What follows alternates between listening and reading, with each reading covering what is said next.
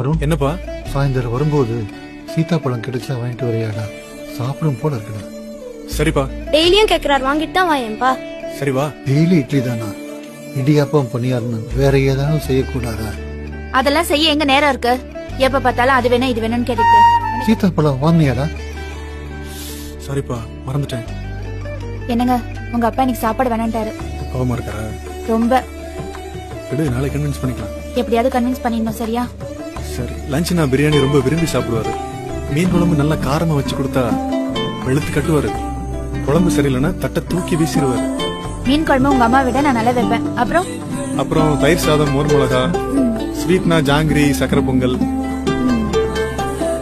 காரம்னா நேந்திரம் chips, ஜூஸ்னா grape, பழம்னா சீதாப்பழம். சாப்பாடு திருப்தியா இருந்தா ஒரு பீடா சாப்பிடுவாரு. அம்மா பெர்மிஷனோட ஒரு தம் அடிப்பாரு.